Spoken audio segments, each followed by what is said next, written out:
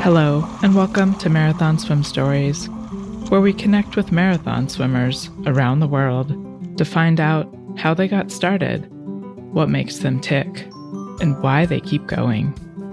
It's where we explore the human side of the superhuman feats of endurance swimmers, the connections that we have with each other, our support crew, and the waters we cross.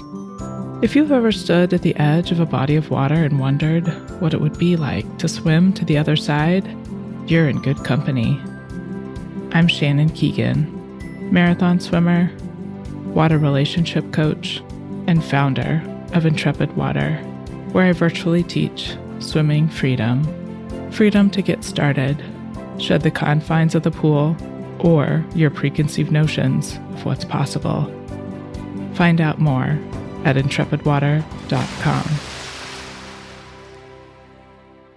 I'm honored that marathon swimmers around the world will take time out of their day to sit down and talk to little old me.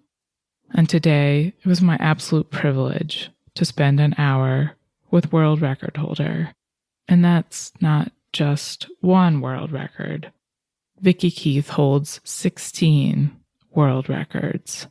I recommend you set aside the time to read through Vicki's accomplishments.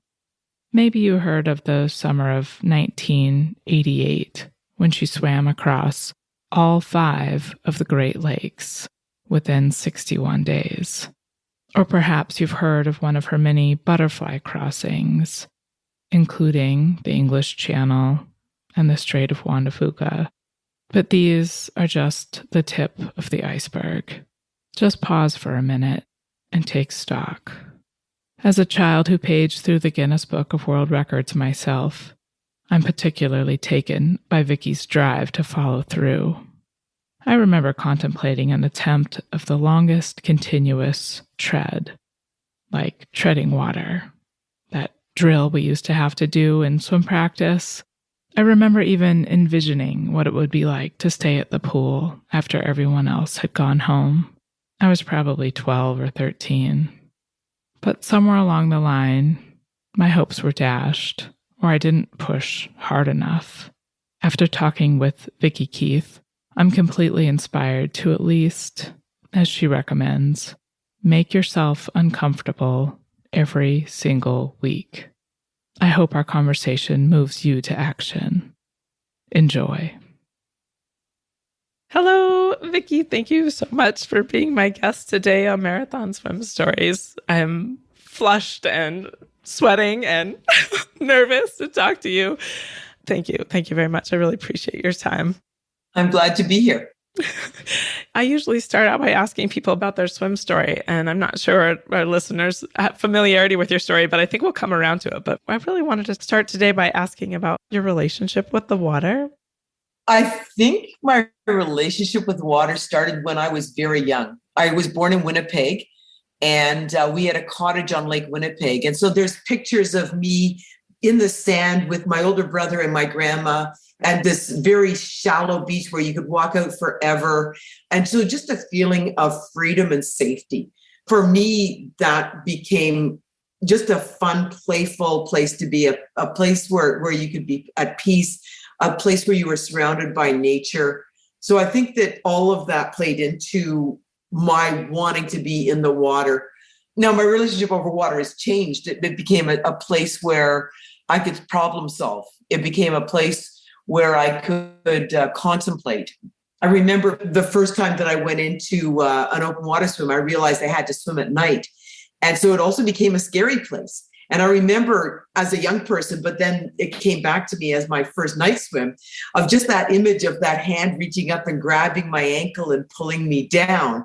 And so there was this feeling of unease about it as well. And just being able to play with all of it and find peace. And when I went to my first time of doing a night swim, I had a whole bunch of friends with me, and we decided we were going to swim out to a buoy, turn around and come back again. And I remember sprinting to that buoy, not actually even touching it, because I could imagine that hand, and turning around and sprinting back. And that was my only night swim before I got in the water to swim a double crossing of Lake Ontario. And so I wasn't sure how I was going to manage it.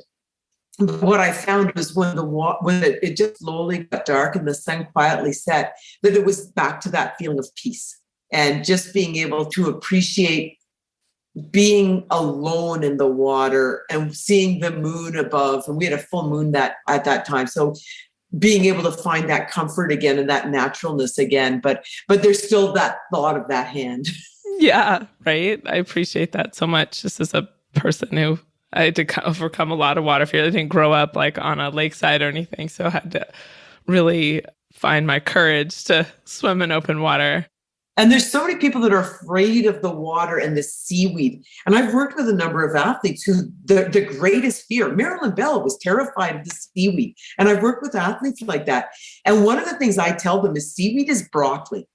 And it's really silly to be afraid of broccoli, right? But it's just a plant, but just that feeling and the whatever it's hiding down there, you don't know what's down there, right? Mm-hmm. Yeah. I know that there's so much that people can find that's fearful, but if you can just find the peace and the beauty in it, that it's something, it's my happy place. Yeah, for sure. Yeah, I remember communing with the seaweed once. I had a friend who had this very long stretch of when I lived in Vermont 10 years ago, and this very long stretch of their shoreline that was really shallow and easy to wade into, but then it turned into this just like tons of seaweed. And there was a day where I was just like, I'm just going to get over this. And it's like I can't stand being freaked out by it anymore. And I just kind of floated over the seaweed. And then you see these fish in there just like nibbling at the seaweed. And you're like, wow. Oh, so there's a whole ecosystem here. Like, this is something, and I can just sit here and observe it. And it's kind of beautiful. And go down with the waterproof camera and see what you can find that's interesting. Yeah. And all of a sudden, it's a place of beauty. Yeah. Yeah, exactly. How do you think we decide, though? So I just mentioned that I decided to commune with this fear. And you kind of mentioned that, too, with deciding to go swim out to a buoy because you knew you wanted to see what it would be like in the dark. How do we decide? Like tackle a fear like that? Does it take a special kind of person, or do you think anybody can I think anybody can. I think that a lot of the time we try and find comfort, right? And I think that one of the things we have to do is be aware that we have to make ourselves uncomfortable, and not just on a random moment, but we have to consciously do something that makes us uncomfortable every single week with just one thing. And it can be a big thing, it could be a little thing. But just do something that's out of your comfort zone and remind yourself that that's how we grow. Because what happens otherwise is we have this box we live in, and that box gets smaller and smaller and smaller. And by the time we're 80 years old, the only safe place is on a rocking chair on our front deck. And that's not where I want to be when I'm 80. I mean, my goal, I want to reach 132. Yes. If I'm in a rocking chair on a deck on 80, I've got a long time to spend there. So I just want to keep my world as big as possible. I appreciate that so much. How did you pick 132? Oh, it's a silly story. The meaning of life from Hitchhiker's Guide to the Galaxy is 42. I knew nothing about that. My brothers cared immensely about it. And so my favorite thing as a sister was to say they made a mathematical error. They forgot to subtract 10. It's 32. So then 32 became one of the numbers that has meaning in my life just because it bothered the heck out of my brothers. I love that. I love that so much. It's great. Okay, so you mentioned freedom, and I have my whole new, like, swimming freedom is my new thing that I'm trying to help people find, is swimming freedom. And you mentioned when you're on that shore in Winnipeg growing up that you felt free there. When did you find comfort in the water and safety? Have you always felt safe and comfortable in the water? I think I was always safe and comfortable in the water. And I don't think I even at that age understood what freedom was. I think I found it, but I didn't know what it was. I think the first time that I identified water and freedom together was 10 years old at the YMCA in Ottawa. And I was volunteering, and I was asked to be responsible. Swimming lessons were like 30 kids in a class at that point. And there was one young child with a disability, and I was asked to just keep an eye on this one child. So I remember supporting this child, and the way his eyes lit up and the smile on his face when he got in the water, because water to him was freedom. And I think at 10 years old, I identified that water was an incredible place because it was a place where this young person was free to move independently. On land, they used a wheelchair, but on the water, they were free. And I think that at that moment, I understood it. And then I related it to things past and present and future from there. Yeah, that's beautiful. And it is such a place of freedom for somebody with a disability. What an amazing honor to have, like to be able to help that individual at 10. That's where my passion grew, to be able to make a positive impact in people's lives, and specifically working with people with disabilities. It all started with my mother's foresight in getting us involved in volunteerism, and then my passion for the water. Yeah, that's beautiful. Do you think that that's kind of the first spark of what became an amazing coaching and mentoring career? Do you think it started at that point at 10? Absolutely. I loved being able to make a positive impact. My family, my parents felt it was really important that we gave back in many different ways in our community. And so it just became important to me. I started volunteering when I was 10, and that became a path throughout my life. I remember at the age of 16 volunteering with a young boy who was autistic. And of course, I brought him into the water and I was holding him there, and he reached out and put his hand on my cheek and said, and that was my name. That became my name. But water to him was something special also. And in that moment, he saw me for the first time, and we developed this incredible relationship because he felt safe enough to reach out to me at that moment. That's amazing. That's amazing. Okay, so take us to some of your swimming stories. I've heard you say that you woke up, you correct me if I'm wrong, woke up one night with this idea of marathon swimming, and you like pull up the Guinness Book of World Records. Where did you first even heard of the Guinness Book of World Records to know that it was something to try to beat? And why do you think you were so compelled to push limits? I think we all owned a Guinness Book of World Records at some point. And it wasn't swimming focused for me. It was just the concept of doing something that nobody else could do. And I think that inspires a lot of us. And that's what the Guinness Book did, right? But then when I woke up in the middle of the night, and I'd been doing all sorts of sports. I loved to swim. I wasn't very good at it. I technically was sound, and I swam on a swim team, but I didn't have the ability to be a fast swimmer. I loved long distance running, cross country running.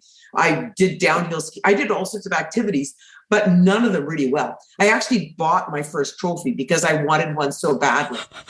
And then the second trophy was a most improved person. So this was part of my path of figuring out who I was and what I wanted.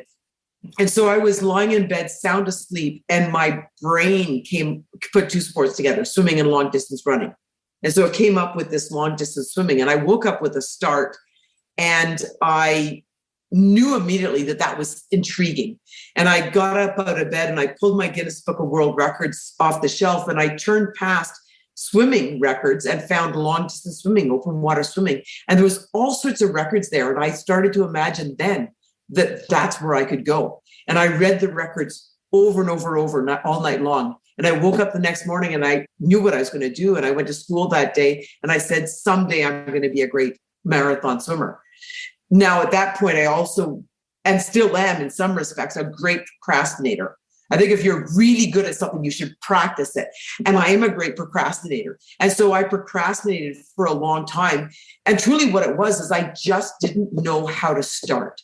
I had no idea what the first step was, and it just confused me. And one person came up to me and said, Vicki, I've heard you talking about this many times. It's time for you to shut up and do it. And I said, okay, I'll do it next summer and I'll do this and that. He says, no, get in the water, get busy, and do it. And within 3 months, I'd set 2 world records. I'd swum 12 miles butterfly along the shoreline in Kingston, and I'd swum for 100 hours continuously in a pool. Both those records I had found in the Guinness Book. Those were the 2 that inspired me the most. And then it started to build from there. I went from swimming 12 miles butterfly to 80.2, so just under 50 miles butterfly in my swimming career. The 12 miles butterfly turned out to be a female world record. When I first came up with the idea, I didn't see any line between male and female. I just saw records. And so I set out to do 10 miles butterfly because the world record done by the Di Donato twins was 10 miles. But then I found out that they had gone further than that. But we had no record of that. There was no internet to look things up. So when I did the 12 miles butterfly, I found out 2/3 of the way through that it was actually only going to be a female world record. But by the time my swimming career was over, the world records that I'd set were mostly overall world records with a few female world records just to spice things up. I love that. Tell us how you decided that you don't believe in the word impossible. I think I really struggled with people putting limitations on others. And I don't know exactly where it started, but I know that my mother used to share stories with me. And two of the books that she read to me over and over again was Helen Keller's story and Florence Nightingale's story. And Florence Nightingale was the woman that invented nursing. So I think that for me, I really struggled with why these people were told things were impossible right from the very beginning. I mean, Helen Keller, they saw no possibility in her because of the limitation, their perceived limitations. And she turned out to be this incredibly powerful woman. And then Florence Nightingale, who there was this woman who didn't even belong in the world that she was in because it was a men's world. And she stepped forward as a very strong woman and showed what compassion can do. It wasn't, caring for somebody wasn't just medically, physically providing what they physically needed, but to give compassion and caring. And all of these things spoke to me about who I wanted to be in my life. And I think that was, there are no limitations. You can achieve anything you want. And compassion and caring have to be a big part of your world. Yeah, that's amazing. I just love that. You talk about creating your own reality. Can you tell us a little bit more about that? I think it's beautiful. I wasn't even really aware that I was doing it at the time. These are terms that I came up with afterwards as I sort of figured out how I had been so successful. And creating my own reality came from the beginning of the 100-hour continuous swim. And how do I get myself ready for that? Well, physically, I can swim and get ready for that, because if you can swim for 12 hours, you can swim for 24 hours, you can swim for 48 hours, you can swim for, it just grows, right? So it was, how do I get myself emotionally ready? I made a bathing cap and I put a logo on it. I made my own logo. I had t-shirts made up and I sold t-shirts, and all the money that we made from the t-shirts would go to raise money for the charity at that moment. It was making it real in my own brain. I took a map of the Great Lakes and I nailed it to my living room wall when I was ready to swim across the 5 Great Lakes. And I took a magic marker and I drew a line across each one of the Great Lakes. And I stood back and I looked at the map and I said, I can do this. And every single morning and every single night, and any time I walked past my living room, I would stop and I'd look at the map and I'd say, I can do this. And I took pictures of people being successful. I took favorite quotes and I surrounded it, was framed by all of these things that I found to be positive images. And again, I'd look at it and go, I can do this. And what happened was I started to believe that something was possible that everybody else, all the experts, believed was impossible. And it was just talking to myself, repeating to myself, sitting in a lifeguard chair as a young person, saying over and over and over again, I can do this, I can do this, I can do this. Putting it to music, just making any environment as a positive environment and an environment where I believed what I was about to achieve was possible, and blocking out the sounds of the negative voices. So it's just create what you believe can happen. Yeah. And I was going to try to ask, how do you keep the negativity out? But I think you just said it. It's not always easy. There are times where it's really easy. When everything is going right, it's really easy to believe that it's possible. But when things start to go wrong, that's when things become challenging. When I was unsuccessful at my crossing of the Catalina Channel, and 2 weeks later, I had to get into Juan de Fuca, water temperature ranging between 7 and 10 degrees Celsius, life expectancy an hour and a half. And I had to go from a complete negative situation, a complete positive situation. I needed to block anything out negative. So I had to block out not only the sounds in my head, but the experts in the media saying this can't be done. The expert describing my body as blubber. And if this was possible, that it was because I was closer to a whale than a human, and that I had this blubber that would protect me. I had to find a way to block things out. And as a kid, we go la, la, la, la, and ignore it all. And that's practically what I did, is if there were people in my environment that believed in the possibilities of what I was doing, I drew them in. And if there was people who didn't believe it was possible or who had a negative vibe, I pushed them away. And it was one of the most difficult times in my life because I'm not somebody to push people away. I tend to want to welcome people in, but I was in a horrible situation. I didn't know how to fix it. And the only thing I could do in that moment in time was to leave the people behind that weren't supporting the concept or even questioning the concept, and just drawing those people towards me. One of my most life-altering lessons came in the middle of an unsuccessful swim. My goal was to swim 80 kilometers butterfly. I got in the water. I was swimming from Oswego, New York to Kingston, Ontario. By the time we got out of the harbor, the waves had lifted to about 3 meter swells with a chop on top. Almost instantly, as we pulled out of the harbor, the crew members were violently seasick, and I'm swimming along. The kayak's beside me. It's having problems staying beside me. Night hits. I'm being tossed and turned all over the place. I remember at one point being thrown underwater, upside down, vomiting underwater, Oh my gosh. not sure which way was up, having enough air just to blow a couple of bubbles so I could follow them to the surface, and then getting my next breath of air. And at that moment in time, trying to figure out, how do I solve all of this? I remember stopping and saying, I need to know what's going on. I need to know, have information, and them sharing it with me. And realizing that if I made a decision right at that moment in time, that I would never forgive myself. It was the wrong decision. Never make a life-altering decision when you're at your emotional lowest. And at that moment in time, I understood that so completely that I put my face back in the water when they told me that there was no way I was going to be successful. And I swam butterfly in those waves for another 4 hours, being thrown around, vomiting underwater, until the sun rose.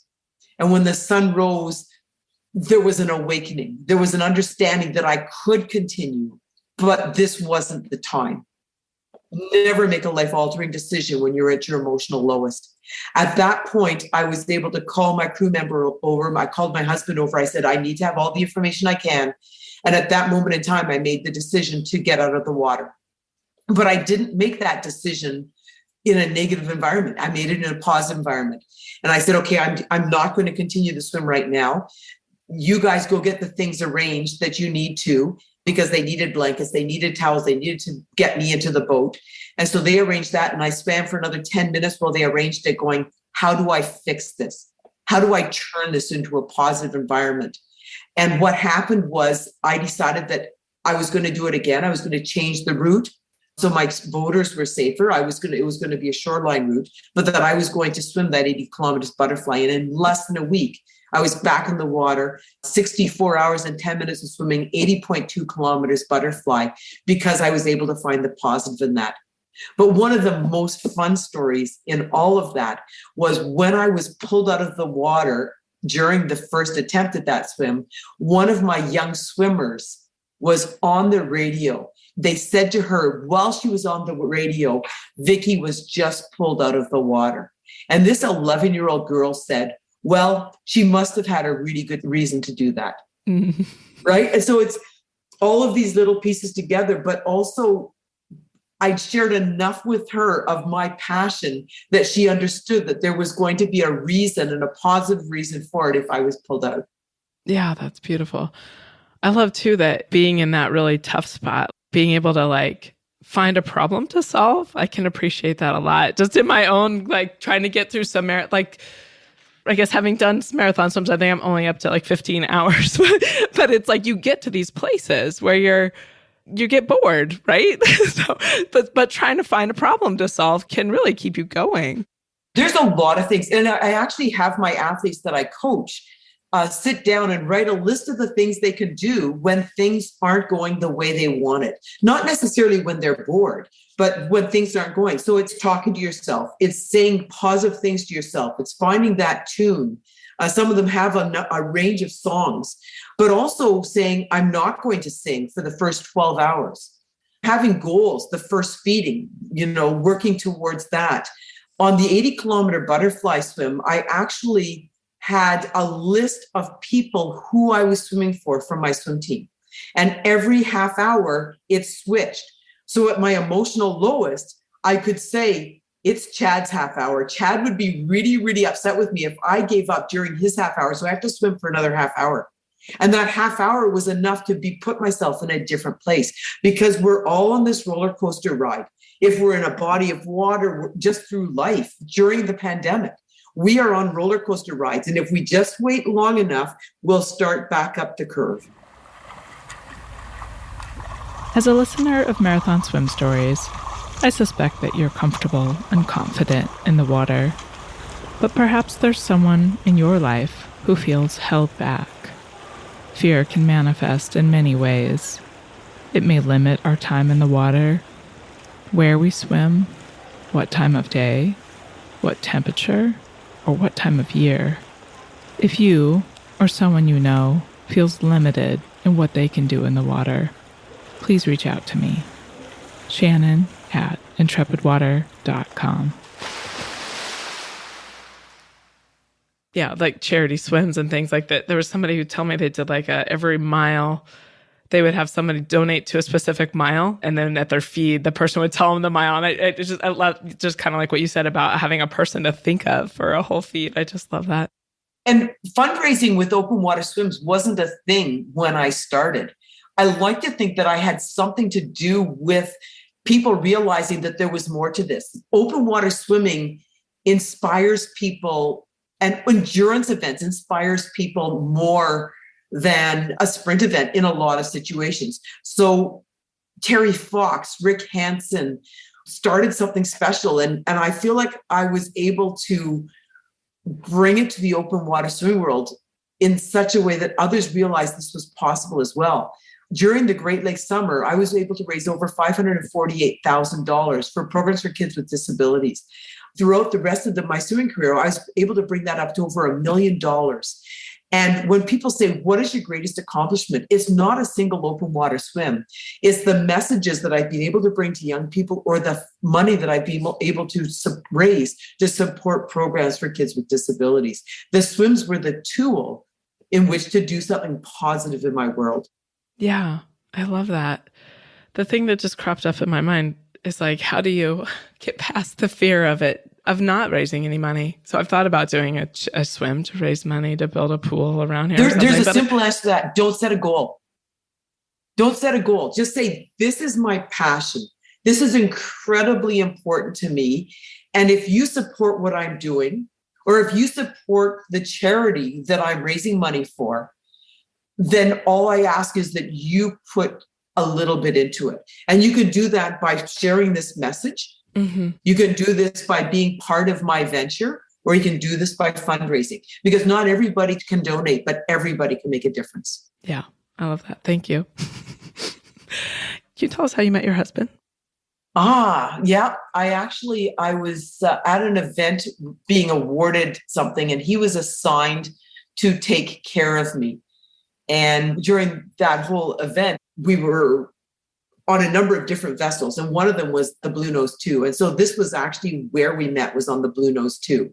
And then he was asked to make sure that I got to the different places during that whole event. And so he was the person that directed me. We really hit it off.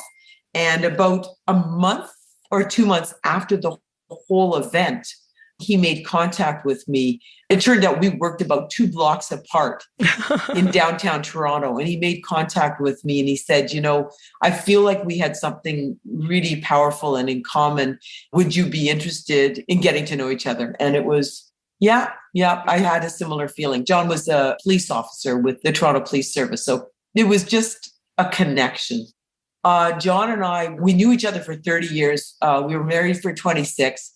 Just before our 25th wedding anniversary, about 2 months before COVID hit, John was diagnosed with a rapid decline dementia.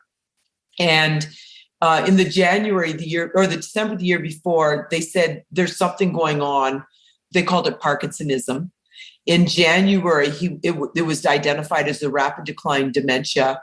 In February, he was no longer able to do stairs, and we had to move out of our home and into an apartment building. And by December that year, he had passed away. So we were dealing with COVID and this decline in a very short period of time. We managed to sell the house 2 weeks before COVID hit, but then we weren't able to close because that family wasn't able to sell their house. So there was all sorts of challenges. At the end of February, he said to me, I can't do stairs any longer. And I dragged our mattress down the stairs and set it up in the den. The next morning, I went to a swim meet. I recruited 2 families. In the afternoon, I packed the house, about 85-90% of the house. And the Sunday morning, those 2 families that I recruited came, and we moved the boxes into a truck and moved that day. So I packed 80%, 85% of the house in an afternoon, evening, and had company for dinner. And I think that all of that is related to my ability to hyper focus. And that's related to my open water swimming career, is just get the job done now. Yeah. Yeah. I'm so sorry for your loss. Thank you. It was a devastating time. For those who aren't on my Facebook, I've spent the last year and a half sharing my grieving process because I haven't had contact with people, right? And so I wasn't sure how to grieve. None of us are, but I knew I couldn't grieve alone. So my process was to share my journey through the last year and a half to help other people through the process, as well as to share what it was like for me, because that was my way of communicating. Yeah. Yes, very much so. Can you, I believe people, they live on through our memories of them. Can you tell us some stories about John when he was supporting you? So now you're going to make me cry. So John and I, we had a really strong relationship. He was an athlete when I met him, and he was somebody that was very involved in charity when I met him. But he had never done something exceptional in sport and had this heart to want to do something. He started wanting to run a marathon. And so we were training together to do that. We were involved at Variety Village at the time. And so we were volunteering. And he decided that he was going to help a young man, Carlos Costa, a double leg amputee, learn how to rollerblade. So Carlos went down, John went with them, twisted his knee, his marathon swimming or running career was done. So he said, well, if I can't do a marathon run, will you teach me how to do a marathon swim? And I said, sure. And I trained him for a year, but there wasn't a real desire in him to change what he was doing in regard to technique, just to do the swim. And so I worked within his comfort level, and I got his endurance level up, and he swam 50 of the 52 kilometers of Lake Ontario and had to be pulled out of the water with a major injury to his shoulder. He had actually bled into his bicep. There was a triangle of bruising in his arm. Oh my gosh. And when we pulled him out of the water 2 or 3 kilometers from shore, he was in excruciating pain. And when he went to see the doctor, they said this is going to require surgery. And we sort of looked at each other and said, let's see what we can do with rest and recovery. And so a year later, it had healed on its own. He didn't require surgery. And he says, but I really want this. And I said, okay, here's the thing. If you want to do this, you have to do it my way. You have to understand that we're going to go back to floating and we're going to start building from there. And it's very hard for a husband-wife relationship for him to totally say, I'm going to do exactly what you say all the time. Yeah. And so that's where we went. And I took him back to floating. I taught him how to float. And we relearned how to swim right from that position. And we got him to the point that he had a much more comfortable stroke. It was more controlled. He got in the water and for a crossing in the Kingston area. And 3/4 of the way across, he started to feel that tightness and that pain again. And he told me, because he knew that he could trust me and that we could come up with a solution together. And I said, I want you to do dog paddle until I tell you to stop. And he said, dog paddle? And I said, I want you to do dog paddle. And he said, okay. And he started doing long arm dog paddle. It was one of the drills we worked on, stretching out and what happened was all of the muscles started to loosen, and he was able to come back to the stroke that he had originally had and stretch it out. And he was able to complete that swim. And he raised, I'm going to forget the number, I think about $80,000. So we were able to buy 12 sport wheelchairs for the YMCA in Kingston. And that was his gift to the young people to be able, because it had always been his idea to give back as well. So that was the epitome of team, to be able to work together that closely, that strongly, that much confidence and trust in each other. That was a building point in our relationship. And everything we continue to do from that point forward was based on that and that understanding that we could do anything together. So we were sort of seen as a power couple, that whatever we decided we were going to do it together with respect, with love, with compassion, and we would be successful. That's so beautiful. I just love, love, love, love that. Thank you for sharing that with us. And you guys did a tandem together, yeah, in 2000? We did. Yeah. That was earlier than that open water swim. He wanted to do something, and we wanted to do something together. I had decided that I wanted to start a swim team in Kingston for a program for kids with disabilities. He wanted to do something to support that. So we decided we would do a tandem swim across Lake Ontario. It wasn't a really long swim. I think it was, I'm going to guess this wrong, it was about 32 kilometers. Not a long swim. Well, all things balanced. Yes, right. And we trained, we planned. John was a strong athlete. He was a capable swimmer. And so we started the swim together, and about a quarter of the way in, he started to feel really nauseous. And so for about half the swim, I swam head up breaststroke beside him, sometimes talking to him, encouraging him, sometimes talking to the crew. And slowly his stomach settled, and we were able to complete the swim together. And we raised a small amount of money on that swim, but we raised awareness for the program that I wanted to build. And that was his first taste in open water swimming. And I think that really whetted his appetite and helped him really understand that there was still this desire to do something special. And that's when he ended up becoming the oldest person to swim Lake Erie, and the oldest person and the longest single crossing of Lake Ontario. Oldest man is the longest single crossing of Lake Ontario. And he raised money doing all of that. So he was able to leave a huge legacy, not just in the funds raised, the wheelchairs purchased, but again, in this understanding that anything is possible and age isn't a restriction, and just believing is enough. I love that. You'd mentioned about your husband. I've experienced this with clients as well, that like they're not willing to like maybe start over with their technique. They just want to bust out yards. How do you kind of coach somebody to come back to whether they need to start with floating or but basically to come back to like really like the technique to me is so important if we're going for longer distances. Like we don't want to get injured or burned out before we even start swimming. So how do you kind of work with a client to encourage them to embrace the need to really focus on technique? I think it's how you bring it to them. I think that you have to say it with complete conviction and confidence that if they want to be successful in their goals, this is the process that they are going to have to follow. And I think that it's important that everybody have goals, no matter what that challenge is, and then you have to follow the process. There are a number of different ways to get there. So you might be that you take 3 steps towards that goal and realize that there's 2 paths, and you can have a conversation on which of those 2 paths you're going to take. One may be a little bit more focused on technique, and one may be a little bit more focused on endurance, perhaps. But they're going to weave themselves together again at a later date. So it might be, I think right now we're going to work on endurance because I think that you need more strength before we can take the next step in your technique.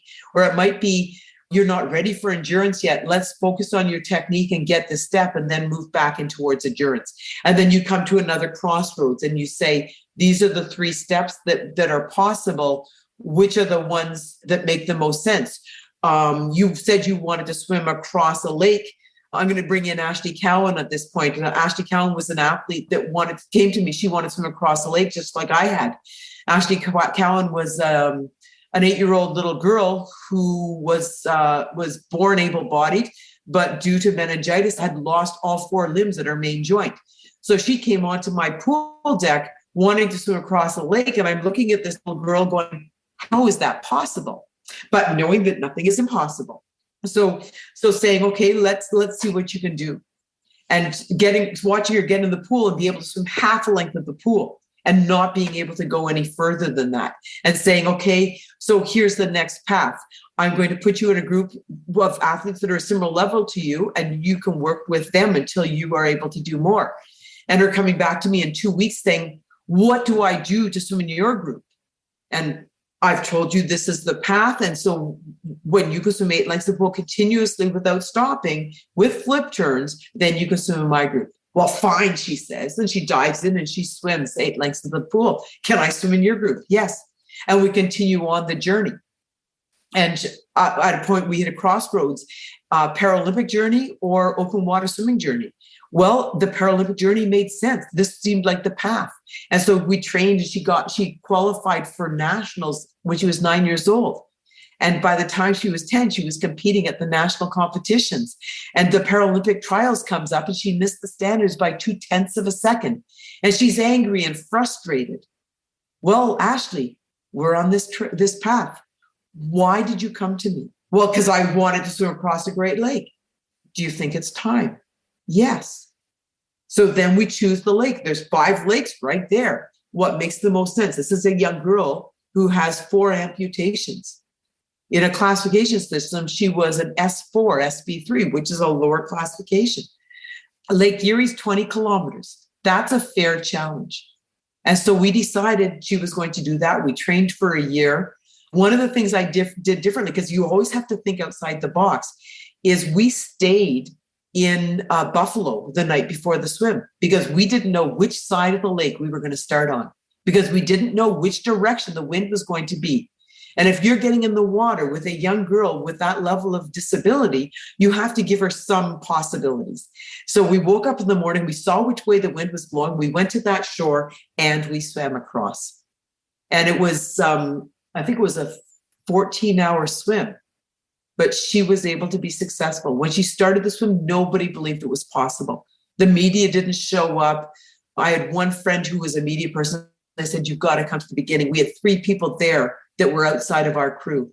And by the end, there were hundreds of people on shore, and her story went around the world as this incredible story. She would receive emails from all over the place going, I just had a child who was born with a disability, and you've given me huge hope. And just, again, making this positive impact in the lives of others. And Ashley was able to change the way people saw disability just in her taking on that one challenge. Ashley now is a mom of 3 young children, 2 girls and a boy. So she's gone on to achieve what's important to her in her life. But she has this little tattoo on her shoulder to remind her a shooting star. The star was her goal, and the lines leading away from it were all the steps she took to achieve that goal. And it was also the one thing she said to her mother, because her mother had told her she couldn't have a tattoo. And she said, but if I swim across Lake Erie, can I have a tattoo? And her mother said, yeah. So she got her tattoo. I love that. Thank you. That's a wonderful story. I do want to wrap up a little bit here, but I have some just kind of questions, kind of standard questions. What swim are you most proud of? That's a hard one. So the Great Lakes, we raised $548,000. The Juan de Fuca, going from the most challenging swim to one of the most challenging swims and being successful at it, facing the fears in that one, and 80.2 kilometers butterfly, just because. Right. Yeah. Wow. What's the most beautiful place that you've ever swam? Peace. I think in every body of water, there's that moment where you can just be. I think even now, when I jump into Lake Ontario at sunset and just roll over on my back and look up at the sky and watch a bird fly past and the clouds move and my ears are underwater. I think in any body of water, being able to find that peace is what's important. What advice would you give to an aspiring marathon swimmer? Don't take 3 years to procrastinate before you get it. I appreciated that. I think trust yourself. Believe that it's possible, especially the people who are aspiring to things that have never been done, right? Go for it anyway. Somebody's going to say to you, do something that's being done first. There is no requirement to do that. Believe in the impossible and get busy and do it. Who's inspired you? Florence Nightingale, Helen Keller, my grandmother, who was a single parent before they even knew what a single parent was, my parents who believed in giving back to our community, the young people that I work with every single day. How do you want to be remembered? Wow. After my 132 years, Yeah, exactly. I think just the children that I coach, having one message that has been shared with them so that I know that I made a positive impact on the earth. I don't think I need to be remembered. I think that the message that I've been able to share, it's more important that those messages are shared. Yeah. I've heard it before said that it's like the tendrils like radiating out from you, that you share those positive messages and they're like pushed forward. It's like the kind of the pay it forward. Or the ripples in the wave from a single drop of water. Yes. There we go. And the last question, how do we bring more people to the water? I think we raise awareness of safety.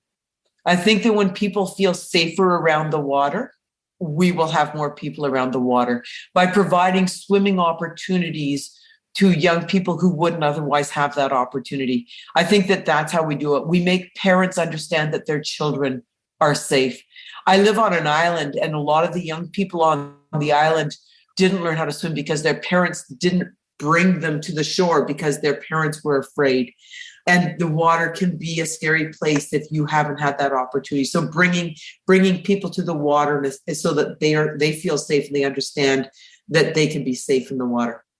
Thank you, Vicki, so much for being my guest today. I really appreciate it. Not at all. This has been fun.